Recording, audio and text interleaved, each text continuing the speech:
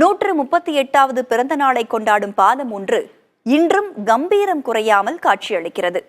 மதுரை மண்ணின் அடையாளங்களில் ஒன்றான ஏவி மேம்பாலத்தை பாரம்பரிய சின்னமாக அறிவிக்க வேண்டும் என்ற கோரிக்கை எழுந்துள்ளது.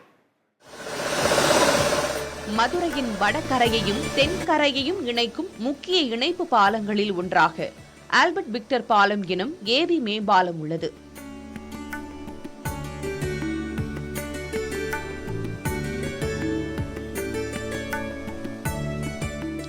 ஆயிரத்து 880களில் இப்பகுதியில் மூங்கில் பாலம் ஒன்று இருந்திருக்கிறது. அந்த பாலத்தில் குதிரை வண்டிகள் செல்லும் போது விபத்து ஏற்பட்டிருக்கிறது. இதன் பின்னர் கட்டப்பட்டதே இந்த பாலம். 1886ஆம் ஆண்டு ஆங்கிலேயர் ஆட்சி காலத்தில் இளவரசராக இருந்த ஆல்பர்ட் விக்டர் ஏற்பாட்டில் 2,85,000 ரூபாய் மதிப்பீட்டில் இந்த பாலம் கட்டப்பட்டது.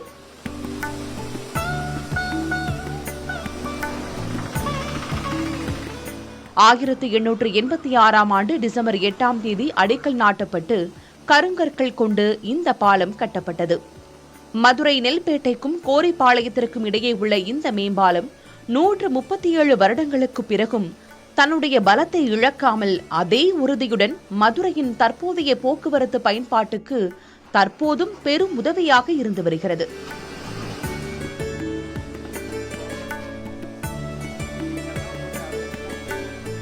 ஆங்கிலேயரின் தொழில்நுட்ப அறிவும் தமிழர்களின் கட்டுமான திறமையையும் பயன்படுத்தி தரமான பொருட்கள் சேர்த்து திடமானதாக 12 மீட்டர் அகலத்தில் 250 மீட்டர் நீளத்திற்கு இந்த பாலம் கட்டப்பட்டுள்ளது.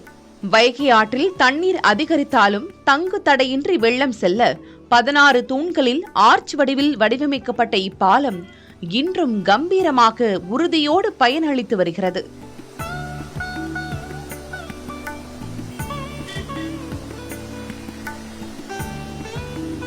இதை கட்டிய ஆல்பர்ட் விக்டர் பெயரிலேயே பாலத்தை மதுரை மக்கள் அழைக்கிறார்கள். 50 ஆண்டுகள் மட்டுமே உழைக்கும் என கணிக்கப்பட்ட இந்த பாலம் 137 ஆண்டுகளை நிறைவு செய்து 138வது ஆண்டில் அடியெடுத்து வைத்துள்ளது. மதுரையின் இருபுற மக்களின் வாழ்வாதாரத்திற்கும் போக்குவரத்திற்கும் பெரும் துணையாக விளங்கும் இப்பாலம் அரசு ராஜாஜி மருத்துவமனைக்கு விரைவாக செல்வதற்கான பாலமாகும்.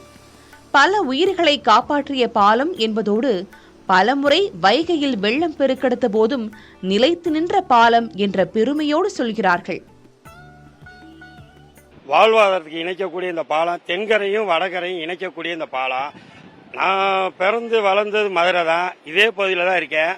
2 வெள்ளங்களை இது சந்திச்சுமே கம்பீரமா காட்சி அளிக்குது. அது மட்டும் இல்ல, இன்னைக்கு மதுரைக்கு ஒரு அடையாளம்னா இந்த ஆல்பர்ட் விக்டர் பாலம் தான். சித்திரை மாதத்தில் முத்திரை பதிக்கும் திருவிழாவான சித்திரை திருவிழாவின் போது இந்த பாலத்திற்கு கீழேதான் 5 லட்சம் மக்கள் திரள்வார்கள் எனவும் பாலத்தின் மேலே விஐபிக்கள், வயதானவர்கள், மாற்றுத்திறனாளிகள் ஒன்று கூடுவார்கள். பல்வேறு பெருமைகளை தாங்கி நிற்கும் ஏவி மேம்பாலத்தில் உரிய பராமரிப்பு பணிகள் மேற்கொள்ளப்பட வேண்டும் என வலியுறுத்துகின்றனர் உள்ளூர்வாசிகள்.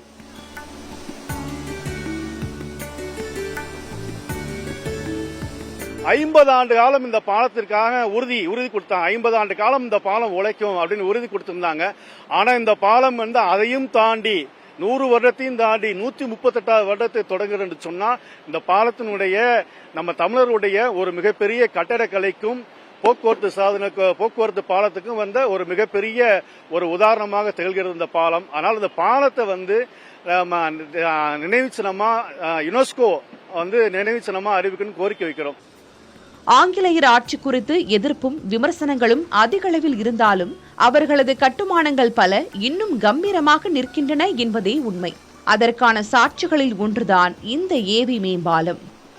புதிய தலைமுறைக்காக ஒளிப்பதிவாளர் குணாவுடன் செய்தியாளர் மணிகண்ட பிரபு.